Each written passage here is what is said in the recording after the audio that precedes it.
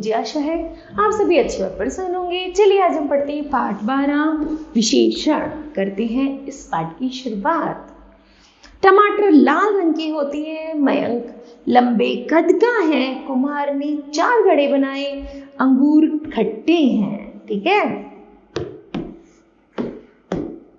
बच्चों, ऊपर लिखे वाक्यों के रंगीन शब्द लाल, लंबे, 4 घड़े, टमाटर खट्टे किसी न किसी संज्ञा की विशेषता बता रहे हैं। इन्हें विशेषण कहते हैं। ये शब्द संज्ञा या सर्वनाम की शब्दों के गुण, दोष, रंग, रूप, संख्या इत्यादि की जानकारी देते हैं। ठीक है, चलिए पढ़ते हैं परिभाषा के माध्यम से। जो शब्द संज्ञा या सर्वनाम शब्दों की विशेषता का बोध कराते हैं उन्हें विशेषण कहते हैं। विशेष्य तथा विशेषण। विशेषण शब्द जिस संज्ञा या सर्वनाम की विशेषता बताए उसे विशेष्य कहते हैं। जैसे कपड़ा, कपड़ा क्या है? विशेष्य है। विशेषण क्या है? नीला, अर्थात नीला कपड़ा। उसके बाद है सब्जी, क्या है? विशेष्य है। विशेषण है हरी, और उदाहरण हुआ जैसे हरी सब्जी। लकड़ियां, लकड़ियां का विशेषण है 3, उदाहरण हुआ 3 लकड़ियां। ठीक है, उसी प्रकार बच्चों आगे चलते हैं। विशेषण के भेद। विशेषण के 4 भेद होते हैं। गुणवाचक विशेषण, परिमाणवाचक विशेषण, संख्यावाचक विशेषण और नंबर 4 पर है सार्वनामिक विशेषण। ठीक है, पहला है गुणवाचक विशेषण। जो विशेषण शब्द संज्ञा अथवा सर्वनाम के गुण, दोष, आकार, रंग, भाव, दशा, स्थान इत्यादि का बोध कराते हैं उन्हें गुणवाचक विशेषण कहते हैं। जैसे मयंक ईमानदार लड़का है। दूसरा गौरव दयालु व्यक्ति है। आगे श्रेया ने लाल रंग की साड़ी पहनी है और महाराणा प्रताप वीर योद्धा थे। अर्थात बच्चों उपयुक्त वाक्यों में आए ईमानदार, लाल, दयालु, वीर शब्द विशेषण है किसके? लड़के के, साड़ी के, व्यक्ति के या फिर योद्धा के। विशेष्य के रंग, दशा, गुण आदि के विषय में बता रहे हैं अतः ये गुणवाचक विशेषण है। ठीक है, आगे है नंबर 2 परिमाणवाचक विशेषण। जो शब्द संज्ञा या सर्वनाम शब्दों की मात्रा, मापतूल का बोध कराते हैं उन्हें परिमाणवाचक विशेषण कहते हैं। जैसे बाजार से 2 किलो चीनी लेकर आता हूँ। इसके बाद कल मैंने 5 मीटर कपड़ा खरीदा। आगे 4 लीटर दूध ले आओ। और नंबर 4 पे स्कूल मेरे घर से 1 किलोमीटर दूर है। अर्थात उपयुक्त ऊपर दिए गए वाक्यों में 2 किलो चीनी, 5 मीटर कपड़ा, 4 लीटर दूध, 1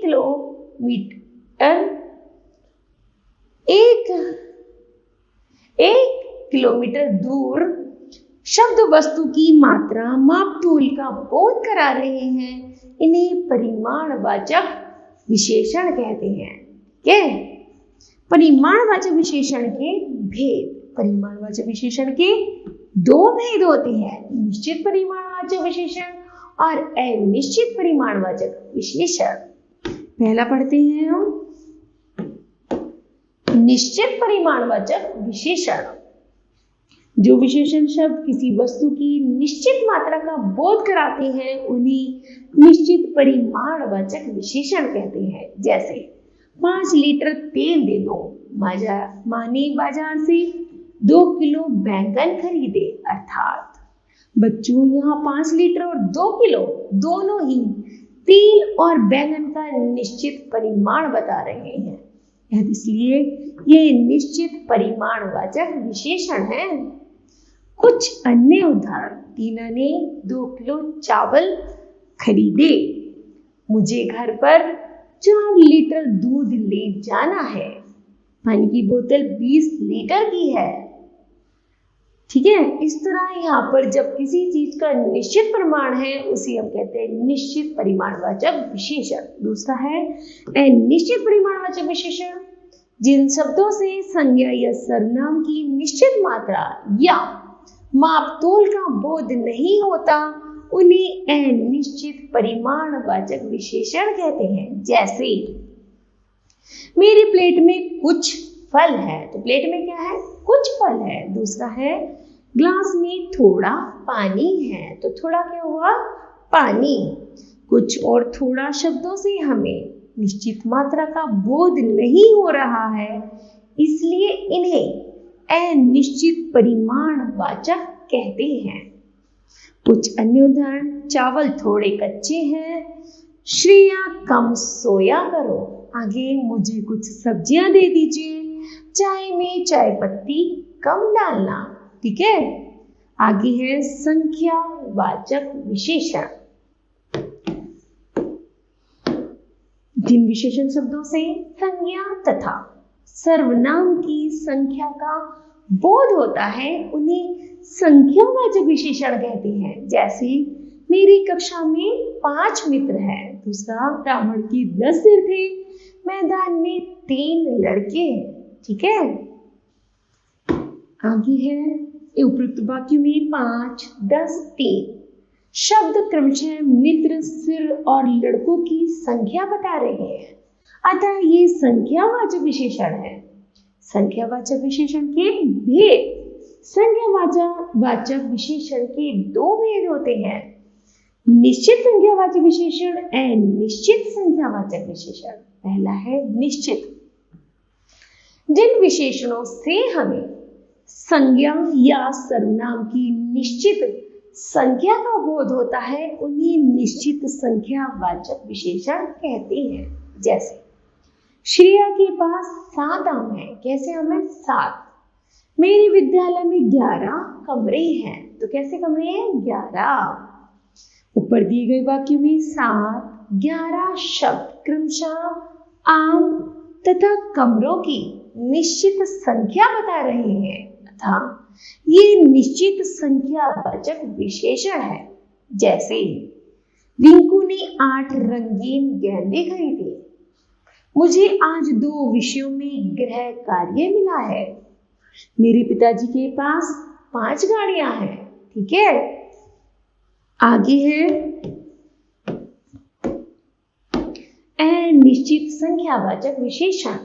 जिन विशेषण शब्दों से निश्चित संख्या का बोध नहीं होता है उन्हें अनिश्चित संख्यावाचक विशेषण कहते हैं। जैसे माँ मुझे कुछ फल खाने को दे दो, आगे उसके घर में बहुत लोग रहते हैं। बच्चों पर दिए गए वाक्यों में कुछ शब्द, फल और बहुत शब्द हमें लोगों की निश्चित संख्या का बोध नहीं करा रहे हैं, अतः यह अनिश्चित संख्यावाचक विशेषण है। कुछ अन्य उदाहरण हैं, इस घर में कुछ आदमी रहते हैं, घर में बहुत चूल्हे हैं, शर्मा जी के घर में कई महंगी गाड़ियां हैं, कुछ पुस्तकें ले आओ। ठीक है। नंबर 4 है सार्वनामिक विशेषण। जब सर्वनाम शब्द संज्ञा से पूर्व आते हैं और उसकी विशेषता को बताते हैं तो वे सार्वनामिक विशेषण कहलाते हैं। जैसे वह ईमानदार पुलिस वाला है, यह फल स्वादिष्ट है, अर्थात वे लड़कियां अच्छा गाती हैं। ठीक है। आगे है ऊपर दिए गए वाक्यों में वह, वे, यह सर्वनाम शब्द संज्ञा से पहले लगकर विशेषण का कार्य कर रहे हैं, अतः ये सार्वनामिक विशेषण है। इन्हें संकेतवाचक विशेषण भी कहा जाता है। कुछ अन्य उदाहरण है, जैसे यह फूल सुंदर है, वह लड़का कक्षा में प्रथम आया है, आगे है वह मेरा घर है, उस देश के लोग अतिथि का आदर करते हैं। ठीक है। आगे है संख्यावाचक और परिमाणवाचक विशेषण में अंतर। दिए गए वाक्यों को ध्यान से पढ़िए। पहला है परिमाणवाचक विशेषण और एक है संख्यावाचक विशेषण। परिमाण है मुझे थोड़े चावल देना, कुछ दूध देना। संख्या है मुझे थोड़े आम देना, कुछ पेंसिलें ला दो। तो यहाँ पर एक में परिमाण है और एक में संख्या बताई जा रही है। ठीक है, जिन वस्तुओं को नापा या तोला जा सकता है उन्हीं परिमाणवाचक विशेषण कहते हैं, और जिन वस्तुओं की गिनती की जा सकती है उन्हीं संख्यावाचक विशेषण कहते हैं। जैसे आम और पेंसिलें गिने जा सकते हैं तथा चावल और दूध गिना नहीं जा सकता, अर्थात मापा जाता है। ठीक है, इस तरह दूध को और चावल को तो हमने परिमाण में, आम को और पेंसिलों को हमने संख्या में डाला है। ठीक, आगे है सर्वनाम और सार्वनामिक विशेषण में अंतर। दिए गए वाक्यों को ध्यान से पढ़िए। सर्वनाम है वे ध्यानपूर्वक पढ़ रहे हैं। सार्वनामिक है वे लड़के ध्यानपूर्वक पढ़ रहे हैं। सर्वनाम में वह नाच रहा है, वह लड़का नाच रहा है। वे खेल रहे हैं, वे छोटे बच्चे पार्क में खेल रहे हैं। ठीक है, चलिए आगे है, इसका सारांश करते हैं। संज्ञा के स्थान पर प्रयोग किए जाने वाले शब्दों को सर्वनाम कहलाते हैं, जबकि जो सर्वनाम शब्द संज्ञा से आगे आकर विशेषण का कार्य करते हैं उन्हीं हम सार्वनामिक विशेषण कहते हैं। ठीक है, प्रविशेषण, जो शब्द विशेषण शब्दों की विशेषता बताते हैं उन्हीं प्रविशेषण कहते हैं। जैसे इस पर्वतमाला में बहुत ऊंचे ऊंचे पहाड़ हैं। दूसरा, तुम बड़े भोले हो। उपयुक्त वाक्य में आए रंगीन शब्द विशेषण की भी विशेषता बता रही है, अतः ये प्रविशेषण है। ठीक है, विशेषण की अवस्थाएं, तुलना की दृष्टि से विशेषण की 3 अवस्थाएं होती हैं, मूलावस्था, उत्तरावस्था या उत्तमावस्था। ठीक, पहली है मूलावस्था। इसमें किसी भी प्रकार की तुलना नहीं होती, केवल किसी व्यक्ति, वस्तु तथा स्थान की विशेषता बताई जाती है। जैसे मयंक अच्छा विद्यार्थी है। उत्तरावस्था, इस अवस्था में 2 वस्तुओं, व्यक्तियों तथा स्थानों की विशेषताओं की तुलना की जाती है। जैसे मयंक श्रेया से पढ़ाई में बेहतर है। आगे है उत्तमावस्था, इसमें 2 या 2 से अधिक वस्तुओं तथा व्यक्तियों के गुण या दोषों में तुलना करके एक को अधिक या कम बताया जाता है। जैसे निहाल सबसे अच्छा लड़का है। ठीक है, अवस्थाओं की रो, पहला है मूलावस्था, उत्तरावस्था और उत्तमावस्था। मूलावस्था है अधिक, उत्तरावस्था है अधिकतर, उत्तमावस्था है अधिकतम। ठीक है, आगे है उच्च, उच्च की मूल उत्तरावस्था है उच्चतर और उत्तमावस्था है उच्चतम। ठीक है, आगे है निकट का निकटतर या फिर निकटतम, मधुर का मधुरतर या मधुरतम। उसी तरह कोमल का कोमलतर या फिर कोमलतम। ठीक, उत्तरावस्था को प्रकट करने के लिए विशेषण के अंत में तर प्रत्यय जोड़ते हैं और उत्तमावस्था को प्रकट करने के लिए विशेषण के अंत में तम प्रत्यय जोड़ते हैं। ठीक, विशेषणों की रचना और तालिका। कुछ विशेषणों की रचना संज्ञा, सर्वनाम, क्रिया तथा अव्यय आदि शब्दों में प्रत्यय लगाकर की जाती है। संज्ञा से विशेषण बनाना, जैसे प्यास का प्यासा, अंक का अंकित, समाज का सामाजिक, स्वर्ग का स्वर्गीय, ग्राम का ग्रामीण, भारत का भारतीय, गुण का गुणवान। उसी तरह है धन का धनवान, बल का बलशाली, जाति का जातीय, कर्ज का कर्जदार, राष्ट्र का राष्ट्रीय, जापान का जापानी, हिंदुस्तान का हिंदुस्तानी। आगे है सर्वनाम से विशेषण बनाना, तुम का तुम्हारा, यह का ऐसा, जो का जैसा, मैं का मेरा, कौन का कैसा, आपका आपका, वह का वैसा। आगे है क्रिया से विशेषण बनाना, जैसे उड़ना का उड़ाऊ, खुलना का खुला, टिकना का टिकाऊ, बेचना का बिकाऊ, पढ़ना का पढ़ाकू, तैरना का तैराक, चलना का चालो। आगे है भागना का भगोड़ा, देखने का दिखावटी, बोलना का भुलक्कड़, पीना का पियक्कड़, लूटने का लुटेरा, कमाने का कमाऊ, लड़ना का लड़ाकू। ठीक है। आगे है अव्यय से विशेषण बनाना। अव्यय बाहर का बाहरी, नीचे का निचला, आगे का अगला, भीतर का भीतरी और पीछे का पिछला। आगे है जानते हैं महत्वपूर्ण तथ्यों को। संज्ञा या सर्वनाम शब्दों की विशेषता का बोध कराने वाले शब्द विशेषण कहलाते हैं। विशेषण के 4 भेद होते हैं: गुणवाचक, परिमाणवाचक, संज्ञावाचक तथा सार्वनामिक।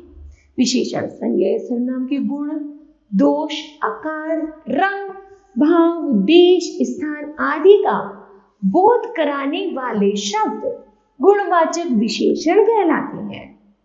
वे सर्वनाम जो संज्ञा से पूर्व आते हैं और विशेषण का कार्य करते हैं उन्हें सार्वनामिक विशेषण कहते हैं। विशेषण की तुलनात्मक अवस्थाएं हैं: मूल अवस्था, उत्तरावस्था तथा उत्तमावस्था। जो शब्द विशेषण शब्दों की विशेषता बताते हैं उन्हें प्रविशेषण कहते हैं। ठीक है। तो मुझे आशा है बच्चों यह पाठ आपको समझ आया होगा। धन्यवाद।